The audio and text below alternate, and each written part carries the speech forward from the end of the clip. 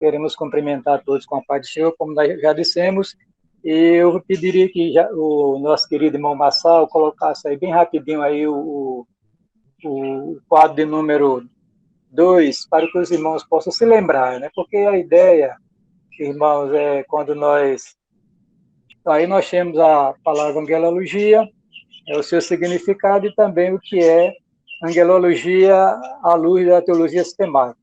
Nós falamos que a doutrina dos anjos ela tem uma autenticidade, não é algo assim que alguém inventou ou que criou na sua imaginação, mas é algo revelado tanto no Antigo como no Novo Testamento. Afirma-se no Novo Testamento e confirma-se ou melhor, afirma-se no Antigo Testamento e confirma-se no Novo Testamento. O quadro de número 6 já fala sobre as características dos anjos, então é bom identificar, né, porque os seres angelicais, como todos os seres criados por Deus, têm algumas características bem peculiares à sua natureza, né? Então, nós já dissemos aqui que os anjos são seres criados, não são seres autoexistentes, porque o único ser autoexistente é justamente o Deus verdadeiro. Ele é autoexistente, quer dizer, existe por si mesmo. Os anjos não, foram criados por Deus em determinado momento da história da redenção que nós não sabemos precisar. Segunda coisa é que são seres espirituais, eles não têm um corpo aparente como nós temos, né? O Senhor Jesus Cristo, ele quando definiu o espírito, ele disse o seguinte: o espírito não tem carne nem osso, como vedes que eu tenho. Então, a gente pode extrair da afirmação do Senhor Jesus Cristo que os anjos não têm um corpo, não são incorpóreos, não têm uma forma aparente, apesar de que, segundo a vontade de Deus, em dado momento da história da redenção, eles tenham aparecido em forma humana para trazer da parte de Deus uma palavra ou uma orientação, ou mesmo um livramento para o povo de Deus, né? A outra coisa, nós dissemos que são seres pessoais. O que caracteriza uma personalidade, eu já disse inúmeras vezes na igreja, queridos, é justamente 3 atributos, não é? Inteligência, vontade e emoções. Então, os anjos são possuidores desses atributos, né? Aí, nós poderíamos citar alguns textos aqui, mas os irmãos já viram isso aí na aula passada. São seres assexuados, quer dizer, eles não têm a capacidade de se reproduzir, né? São desprovidos dos órgãos sexuais e não existe anjo macho, anjo fêmea, e não existe anjinho nem anjinha, né? Existem anjos que foram criados com uma determinada quantidade, né? E que Deus os privou dessa atividade. Isso aí é dos seres vivos, né? Exceto os anjos de Deus, né? Isso é importante a gente enfatizar, porque existe uma teoria graçando no meio do povo de Deus, inclusive um dos grandes expoentes do Brasil, evangélico, ele prega abertamente isso aí, que lá no capítulo 6 de Gênesis, os filhos de Deus ali seriam os anjos, seres espirituais, e a filha dos homens seriam as mulheres, naturalmente, né, da raça humana, e eles coabitaram e geraram os gigantes. Mas isso é balela, isso é conversa fiada, porque os anjos não têm essa capacidade, essa atividade sexual. O próprio Jesus que disse isso, que quando nós chegássemos naquele estágio lá da ressurreição do corpo glorificado, nós seríamos feitos semelhantes aos anjos dos céus que não se casam nem se dão em casamento. Nós dissemos também lá no quadro de número 11, né, de slide número 11, que são seres imortais, quer dizer, eles foram criados em um determinado momento da história da redenção e para frente não vão experimentar a morte. Nesse sentido, são seres imortais, né? Quer dizer, não experimentam a morte. A morte é uma experiência para os seres vivos, exceto os anjos de Deus, né? São seres imortais. Muito bem. São seres velozes, quer dizer, eles têm a capacidade de se locomover nesse espaço, no universo que Deus criou, de uma maneira extraordinária, sem precisar de nenhum equipamento que o impulsione para tanto. Não é? Por exemplo, eu vou citar aqui um textozinho lá de Daniel, onde diz o seguinte, né? Que Daniel estava orando ao Senhor e quando ele conclui a oração, imediatamente um anjo chega junto dele e lhe traz a resposta para aquilo que ele estava perguntando. Estando eu, digo, ainda falando na oração, o homem Gabriel, o anjo Gabriel, né? Aquele que anunciou o nascimento de Jesus Cristo, de João Batista também, que eu tinha visto na visão, ao princípio, a minha visão ao princípio veio voando rapidamente e tocou-me a hora do sacrifício da tarde. Bom, voando, né? Rapidamente. Ou então os anjos são seres alados, né? A Bíblia está usando uma linguagem aqui, né, que é uma linguagem que nós chamamos de paralelismo, quer dizer que uma palavra fortifica a outra, esclarece a outra. Quando se fala que voando rapidamente, quer dizer, mostra justamente a velocidade de deslocamento dele, onde ele estava na presença de Deus, porque o Gabriel é um anjo que assiste na presença de Deus, conforme ele disse, foi despachado por Deus e, num instante, ele chega na terra ali para trazer a palavra para Daniel, né? Isso é importante a gente saber também. São seres gloriosos, né? Seres gloriosos. Seres poderosos, antes de gloriosos, seria o slide número 13, quer dizer, eles têm um poder maior do que os homens, né? O texto lá do Salmo 8 diz que Deus fez o homem um pouco menor do que os anjos. Então, se é um pouco menor, então os anjos são maiores do que o homem, no que se refere ao poder natural dados por Deus a eles. Então, nós, digamos, se fosse numa competição entre um homem e um anjo, evidentemente que o homem não iria prevalecer, a menos que Deus lhe fortalecesse para tanto. Mas em si mesmo, o homem, digamos, não seria páreo para os anjos. Aí isso nos remete, irmãos, à batalha espiritual, lá identificada por Efésios, Paulo em Efésios, capítulo 6, versículo 10 a 12, né, que nessa batalha nós não temos condições de competir com os seres angelicais da maldade, né, a não ser revestido de toda a armadura de Deus. Paulo fala nisso com muita clareza, aquele texto de Efésios, capítulo 6, a partir do capítulo 10 até do capítulo 6, versículo 10 até o 18. Muito bem, são seres poderosos. São seres gloriosos, quer dizer, eles são revestidos de uma certa glória que Deus não deu ao homem, apesar do homem ter recebido uma certa glória de Deus que reflete em si a imagem e semelhança de Deus. No entanto, os seres angelicais têm uma glória peculiar, diferente da glória dos seres humanos.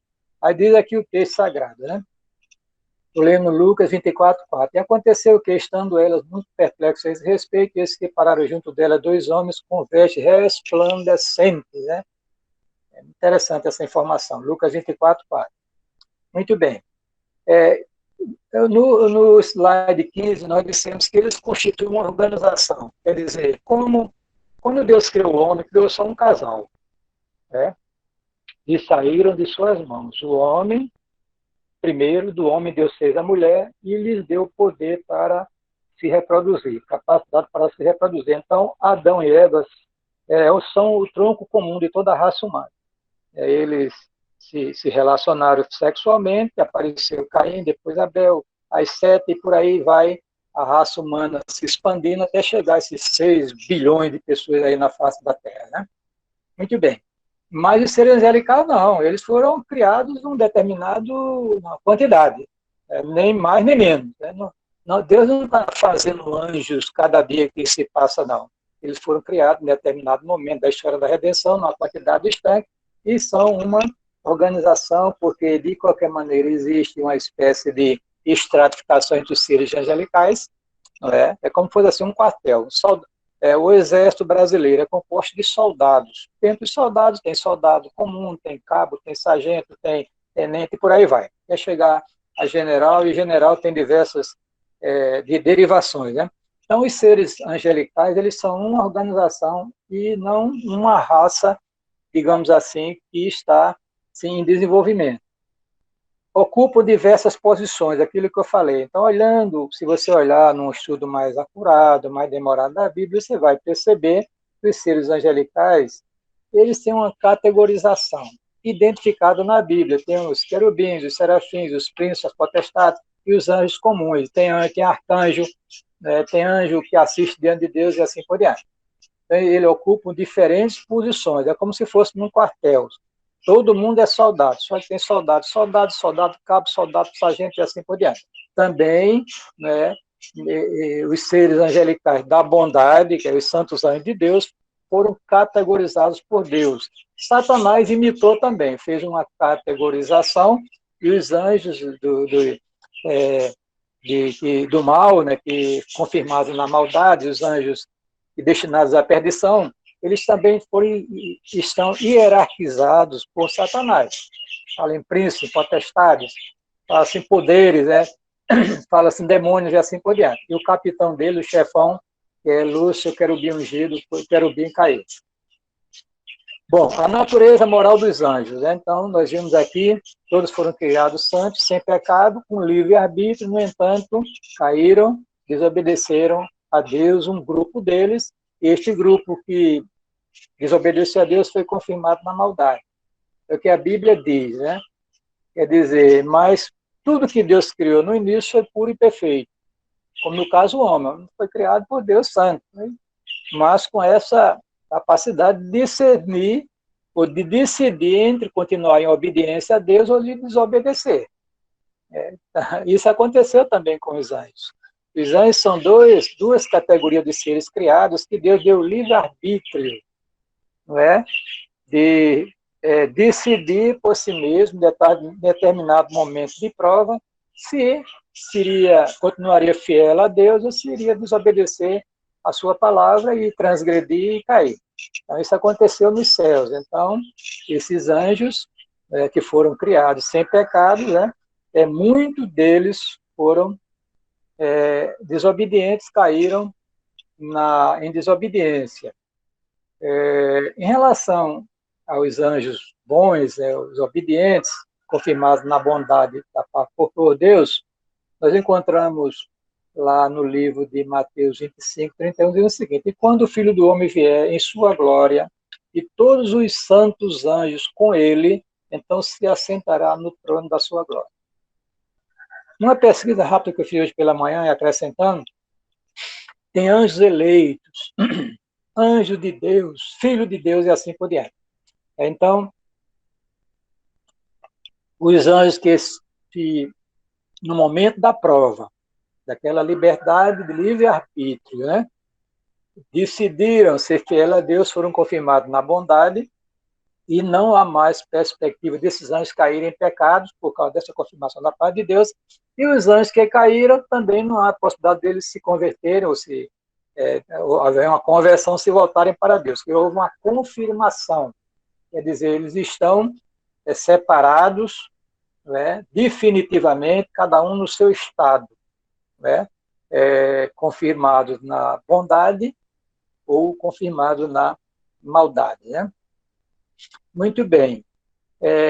Esses anjos que desobedeceram, a Bíblia diz aqui lá em Mateus 25, capítulo, versículo 41, o seguinte: então dirá, isso no julgamento final, então dirá também aos que estiverem à sua esquerda: apartai-vos de mim, malditos, para o fogo eterno, preparado para o diabo e seus anjos. Quer dizer, o inferno definitivo foi preparado para quem? Para o lugar de punição eterna dos anjos que caíram, ou seja, o diabo e seus anjos.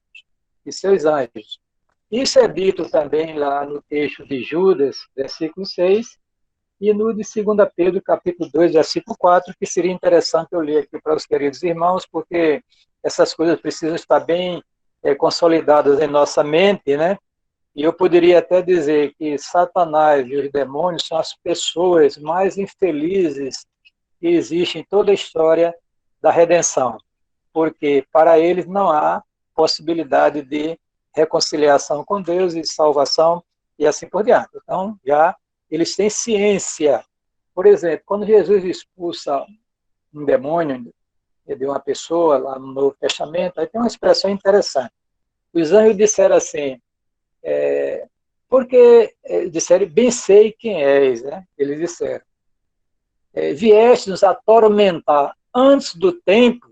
Então eles já têm consciência de que já estão condenados, é só uma questão de tempo, só que a maldade é tão grande, que a gente vai ver um pouquinho lá na frente, que esta maldade faz com que eles vivam em constante oposição a Deus e ao seu povo. Mas deixa eu ler o texto aqui de 2 Pedro, capítulo 2, versículo 4, diz o seguinte: Porque se Deus não poupou aos anjos que pecaram, mas havendo lançado no inferno, os entregou às cadeias da escuridão, ficando reservados para o juízo. Ou seja, estão já destinados ao inferno e estão agora só aguardando o dia em que serão julgados e condenados eternamente. E é importante a gente saber que Paulo diz na sua carta aos Coríntios, na primeira carta dele, ele diz que a igreja participará do julgamento dos anjos maus. Está escrito, nós iremos julgar os próprios anjos que caíram. Naquela carta que Paulo escreveu, veja que autoridade Deus deu à sua igreja. Lá em Judas, no versículo 6, que só tem um capítulo, não é comum dizer Judas 1,6, é de Judas, versículo 6, diz o seguinte: e aos anjos que não guardaram o seu principado, mas deixaram a sua própria habitação, reservou na escuridão e em prisões eternas, até o juízo daquele grande dia. Prisões eternas é o seguinte, é que não pode mais mudar de situação. Estão condenados e não há mais perspectiva de salvação. Já estão debaixo dessas prisões eternas da parte de Deus, não é que eles estão reservados num cantinho preso, não. Eles estão, assim, já impossibilitados, aprisionados, para jamais poderem, digamos assim, haver uma obra de conversão na vida deles, né? As atividades dos anjos. Aí você vai olhar os dois universos, os anjos bons e os anjos maus. Eles estão ativos, estão trabalhando, uns a serviço de Deus, outros a serviço de Lúcifer, o querubim ungido, o dragão, aquele que capitaneia as forças espirituais da maldade. Então, os anjos de Deus, irmãos, as suas atividades, é o quadro de número 22, o slide, diz o seguinte: eles adoram a Deus. Quer dizer, eu estava vendo hoje em Apocalipse pela manhã, agora, antes, diz que lá nos céus eles estão incessantemente adorando a Deus, né? Coisa extraordinária, né? Louvando e glorificando a Deus, né? E nos céus, todos eles, né, estão glorificando a Deus, né? Tem até, digamos assim, uma categoria especialista de anjos, que são os seres viventes, e o texto diz que eles não descansam. Essa linguagem descansar não é que eles possam se cansar. Quer dizer, eles incessantemente eles proclamam a santidade de Deus. Santo, santo, santo é o Deus Todo-Poderoso, é o Senhor Deus, o Todo-Poderoso, aquele que era, que é e que há de vir, né? Deixa eu ver aqui outro texto que fala sobre essa questão dos anjos, né? No capítulo 5 de Apocalipse, versículo 11, nessa questão da adoração. E olhei e ouvi a voz de muitos anjos ao redor do trono e dos animais aqui, seres viventes, e dos anciãos, e era o número deles milhões de milhões e milhares de milhares, que com grande voz diziam: digno é o Cordeiro que foi morto de receber a glória, a poder, a riqueza, sabedoria, força, honra, glória e ações de graças, né? Então, irmãos, a primeira grande atividade dos anjos de Deus é justamente adorar a Deus, como também é a principal razão de nossa existência aqui neste mundo, é viver para a glória de Deus. A questão cultural, irmãos, se reveste de uma especial importância na vida da igreja. Por quê? Porque a igreja foi, como os anjos também, destinadas a viver para a glória de Deus, a adorar a Deus. Então, o culto é o momento mais precioso da vida da igreja. Quando nós nos reunimos, estamos agora, digamos assim, possibilitados de nos reunir presencialmente, estamos, assim, uma espécie de caricatura da igreja, porque a igreja, o crente o crente não é igreja. O crente, ele é templo do Espírito, mas ele é um membro da igreja de Cristo. E espiritualmente, na verdade, nós estamos unidos, é verdade. Adora a Deus em qualquer lugar, especialmente onde tiverem 2 ou 3 reunidos em seu nome. Mas o momento que a igreja se reúne para cultuar a Deus é o momento mais sagrado da sua existência, que ela está adorando ao Deus. E eu queria fazer um apelo para os meus queridos irmãos: assim que as portas da igreja se abrirem, corramos juntos para um grande culto de celebração e gratidão ao Senhor nosso Deus por termos escapado essa epidemia, dessa tragédia que está abatendo sobre a face da terra. Os anjos bons ainda, irmãos, o slide número 23, eles executam a vontade de Deus, né? Eles estão fazendo aquilo que Deus determina. Eu disse aos irmãos que os anjos são seres pessoais, que têm uma vontade específica. No entanto, essa vontade está totalmente submissa à vontade de Deus, porque eles foram confirmados na vontade. Então, quando Deus dá um comando, eles obedecem. Permita Deus que fosse assim conosco, né? Quando Deus desse um comando e nós obedecemos ao Senhor. Mas no seu programa, Deus ainda, apesar da igreja ter a salvação, ter sido regenerada, mas ainda conserva consigo a natureza inclinada naturalmente ao pecado. Isso é outra história. Ele executa a vontade de Deus. Aí tem aqui um texto aqui que vou ler para vocês, e diz, Daniel, homem muito amado, entende as palavras que eu vou te dizer e levanta-te sobre os teus pés, porque a ti sou enviado. A ti sou enviado. E falando ele comigo estas palavras, levantei-me tremendo. Daniel, capítulo 10, versículo 11. Então, os anjos, eles executam a vontade de Deus. Outra coisa, eles guardam os santos, os crentes em Cristo. Né? Quer dizer, uma das atividades que eles têm da parte de Deus é guardar. Agora, não confundir esta guarda com, especificamente, com a figura do anjo da guarda. Quer dizer, o que é o anjo da guarda? É que Deus destinou um anjo para um determinado indivíduo para guardá-lo aqui neste mundo. Isso não é doutrina correta. Mas que eles têm a função de guardar, tem. Proteger o povo de Deus, no momento, né, de luta, quando o povo clama, Deus pode, se for de sua vontade, enviar um anjo e libertar e guardar os seus servos do mal. Né? Isso aí está dentro do programa divino. Tá certo, irmão? Outra coisa, eles ministram ao povo de Deus. Né? Aí você tem um texto lá, estou vendo o slide 25, diz o seguinte, quando o autor de Hebreus está falando sobre a superioridade de Cristo, sobre diversas coisas, inclusive sobre os anjos, ele diz o seguinte, que os anjos são espíritos ministradores, enviados para servir a favor daqueles que hão de herdar a salvação. É interessante. Por esse texto aqui, dá a entender que até as pessoas que ainda não são crentes, mas que são escolhidas por Deus, Deus ordena que essas pessoas sejam objeto do serviço de Deus, livrando, digamos assim, da morte prematura, para que possam, num determinado momento, ouvir o Evangelho e ser alcançado por Deus e ser salvo e assim por diante.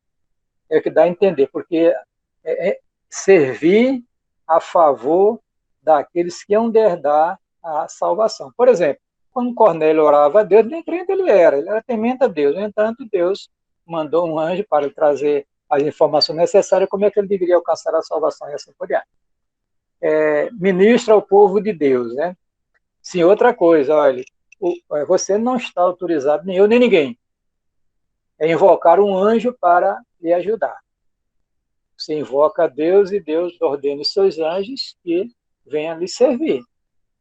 Venha ajudar, se for do propósito de Deus, que às vezes Deus quer trabalhar com a pessoa e permite que certas coisas ruins aconteçam para dobrar o coração, para quebrantar mais, para a pessoa se humilhe e se volte para Deus. É outra história.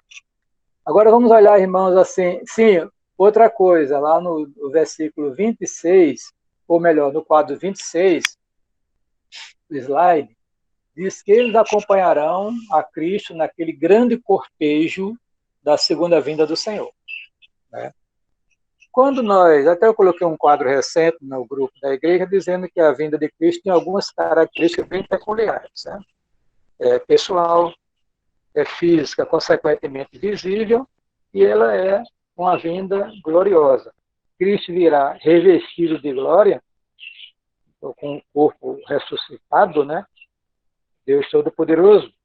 E agora, irmãos, acompanhado com os anjos de Deus, dos céus. Ele descerá num cortejo. Lá em Apocalipse diz que ele está montado em cavalo branco, Cristo, e os anjos também montados em cavalo branco. Estou usando a linguagem figurada, evidentemente. Deixa eu ler o texto aqui de Mateus 25, 31. E quando o Filho do Homem vier em sua glória, e todos os santos anjos com ele, então se assentará no trono da sua glória. Então, eles acompanharão Cristo nesse cortejo, por ocasião da segunda vinda do Senhor. Vamos olhar agora as atividades dos anjos maus.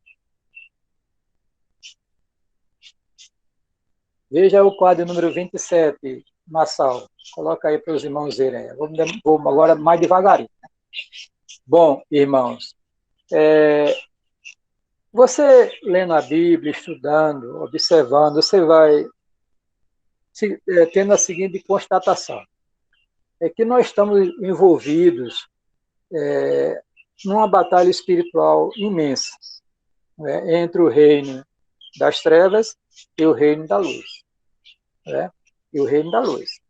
Eu disse aos irmãos que Satanás se rebela com os anjos, dá a entender o texto lá de Apocalipse, capítulo 12, que ele levou consigo um terço das estrelas dos céus. Quer dizer, as estrelas dos céus é uma linguagem figurada, tratando-se de anjos. Então, ele levou consigo. Então, grande é a quantidade de anjos que caíram com Lúcifer, com o dragão, com o querubim ungido, com Satanás, com o diabo, são nomes que são dados no livro de Apocalipse. Muito bem. Então, o que acontece? Então, esses anjos caídos, eles se opõem ao propósito de Deus. Constituíram-se inimigos de Deus, não têm condição de competir contra Deus, digamos assim, numa paridade, de igualdade, porque ninguém vem a dizer, e é bom que a igreja saiba disso, que você não pode colocar no mesmo pé de igualdade o reino de Deus e o reino de Satanás, o reino da luz e o reino das trevas. Porque senão você está dizendo que as suas forças seriam iguais. A vitória seria assim, ninguém teria dizer quem iria ganhar essa batalha. O reino de Deus é superior ao reino das trevas. Mas nós não podemos negar que os anjos maus, segundo a liberdade que Deus lhes deu, evidentemente, apesar de estarem sob juízo de Deus, sob condenação, mas eles, por vingança, né, eles se opõem aos propósitos de Deus. E a palavra de Deus nos diz. Né? Ele se opõe, quer dizer, ele não pode atingir a Deus, ele vai procurar dificultar os propósitos de Deus no que se refere à vida do seu povo. Então, deixa eu ler aqui o texto de Efésios, capítulo 6, versículo 12, você pode ver aí no quadro, que Massal está expondo. Porque não temos que lutar contra a carne e o sangue, mas sim contra os principados, contra as potestades, contra os príncipes das trevas deste século, contra as hostes espirituais da maldade nos lugares celestiais. Ainda tem crente que não está nem aí, acha que está tudo bem, não ora, não lê a Bíblia, não vai para a igreja, não frequenta o culto, não cresce espiritualmente, não se fortalece, não está cheio do Espírito para enfrentar um reino poderosíssimo, que é o reino das trevas, composto de quem? De Lúcifer, de principados, potestades, príncipes, né? Hostes espirituais da maldade, isso no plano espiritual. Porque é bom observar o seguinte, irmão. Quando Satanás foi expulso dos céus, do céu de Deus, o terceiro céu, o paraíso, por ocasião daquela rebelião, ele foi o líder e levou consigo um terço dos anjos dos céus, eles foram expulsos dos céus e se estabeleceram, segundo a Bíblia, nas regiões celestes, ou seja, entre o céu de Deus e a terra do homem. Então, nós poderíamos dizer que os céus, entre o céu de Deus, né, e a terra dos homens, está povoada de demônios. Ele tem ali, digamos assim, o habitat natural dele. Né? É por isso que ele diz, nos lugares celestiais. Esta expressão também, lá em Efésios, capítulo 2, versículo 1, Paulo diz o seguinte, vou ler para você aqui. Ele diz assim, e vos vivificou estando vós mortos em ofensas e pecados, em que noutro tempo andaste segundo o curso deste mundo, quer dizer, o mundo está posto no maligno, e você, irmão, apaixonado pelo mundo. As coisas de Deus são relegadas para segundo, terceiro, sei lá, qual ponto na escala de valor de sua vida. Nós andávamos no curso deste mundo antes da conversão, disse Paulo. Aí, segundo o príncipe das potestades do ar, ou do céu atmosférico, do espírito que agora opera no filho da desobediência. Eu, em certa ocasião, eu vou até resgatar esse estudozinho. Esse estudo foi chamado As Quedas de Satanás. Ele cai do céu para o céu atmosférico, né? Do céu atmosférico ele vai ser expulso para a terra, e da terra vai descer para o laqueado com fogo e enxofre. Esse aí eu já fiz isso, não divulguei ainda, mas eu vou resgatar para colocar aí para os irmãos saberem, inclusive com os textos os bíblicos correspondentes. Então, há uma oposição. Há uma oposição. E interessante, irmãos, é que lá em Daniel, no capítulo 12, 10, você pode olhar aí na sua Bíblia, não está aí, está só a referência, não está o texto, mas eu vou ler para você, que diz o seguinte aqui. Preste atenção. O anjo dizendo a Daniel, então me diz, não tema, Daniel, porque desde o primeiro dia em que aplicaste o teu coração a compreender e humilhar perante o teu Deus, são ouvidas as tuas palavras. Porém, olha esse advérbio aqui, porém, o príncipe do reino da Pérsia me resistiu 21 dias. Eis que Miguel, um dos primeiros príncipes, veio para ajudar-me e eu fiquei ali com o rei das Pérsias. Quer dizer, o anjo, Daniel orou, Daniel clamou, Deus despacha o anjo, e aí uma batalha no reino espiritual que demorou um certo tempo. E que esse anjo foi enviado por Deus, se ele não tivesse o auxílio de Miguel, ele não teria descido para trazer a resposta que Daniel queria na sua oração. Quer dizer o seguinte, é que o diabo está aí com seus anjos se opondo ao propósito de Deus. Qual é o propósito de Deus? Que você seja salvo, que você seja um crente santificado, que seja uma família abençoada e assim por diante. Ele se opõe a isso. Não se iluda, não se engane. Satanás é o adversário. Satanás, o diabo, vosso adversário. Nem amigo. Glória a Deus por isso. Se é adversário, ele vai fazer tudo para se opor a você e à igreja do nosso Senhor Jesus Cristo. Mas ele não vai prevalecer com a igreja, contra a igreja, porque ela está fundamentada em Jesus Cristo, e o texto de Apocalipse diz que eles os venceram pelo sangue do Cordeiro. Né? A vitória é certa em nome de Jesus, não tenha medo do diabo, seus não, mas há oposição ao propósito de Deus. Outra coisa, eles afligem o povo de Deus. Puxa, pastor, isso aí é verdade? É. Evidentemente, com autorização de Deus. E o caso mais sintomático é o caso de Jó. É o caso de Jó. Né? Jó era um servo de Deus, uma vida idônea, uma vida cristã bem assim consolidada, no entanto faltava um pouco mais de profundidade. E começa aquele drama do livro de Jó, no capítulo 1º, e no segundo capítulo, aí sim, no primeiro ainda você vai encontrar que Deus autoriza, por instigação, o diabo instigou a Deus, Deus permitiu, evidentemente, para provar a Jó, e ele perde os bens, perde a família e perde a saúde. Quando se trata da saúde, diz a Bíblia, irmãos, aqui no livro de Jó, que eu fiquei assustado hoje quando eu lia pela manhã. O texto diz aqui que nessa aflição do povo de Deus, diz o texto aqui o seguinte, então saiu Jó, estou lendo no capítulo 2, versículo 7. Então saiu Satanás da presença do Senhor e feriu a Jó de uma chaga maligna desde a planta do pé até o alto da cabeça. Misericórdia. Misericórdia. né? Deixa eu ler um texto aqui de Lucas 13,16, que está aí no quadro, no slide 28. E não convinha soltar desta prisão no dia de sábado desta filha de Abraão, a qual há 18 anos Satanás tinha presa? Paulo falou de um tal espinho na carne, tá no capítulo 12 da sua segunda carta aos Coríntios. Ele diz, mensageiro de Satanás para me esbofetear. Então, uma das funções, né, a atividade dos anjos do mal, da maldade, é afligir o povo de Deus quando encontram uma brecha para tanto.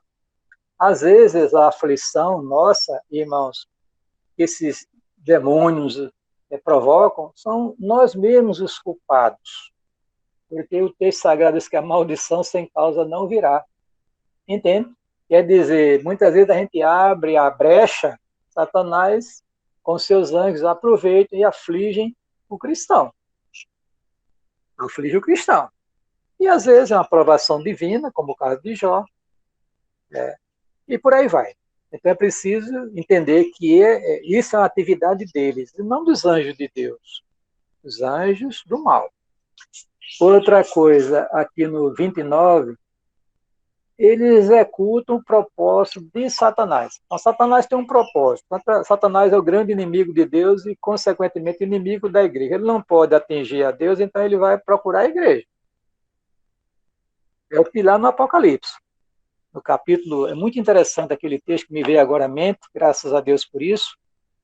Às vezes a gente está falando e Deus vai mostrando pelo seu Espírito para nós os textos, as ocasiões, nas Escrituras, né? Aí diz aqui, presta atenção. Olha, ele diz assim, né? E viu-se, estou lendo no capítulo 12, e viu-se um grande sinal no céu, uma mulher vestida de sol, tendo na lua debaixo de seus pés e uma coroa de 12 estrelas sobre a sua cabeça. E estava grávida com dor de parto e gritava com ânsia de dar à luz. Aí diz aqui, viu outro sinal, que é o dragão, né, com todo aquele poderio. Aí diz que a mulher teve um filho, e há de reger as nações, que é nosso Senhor Jesus Cristo. Aí diz aqui que a mulher foge para o deserto, não é? Aí diz aqui também que o diabo não foi fazer pelejar contra a descendência desta mulher.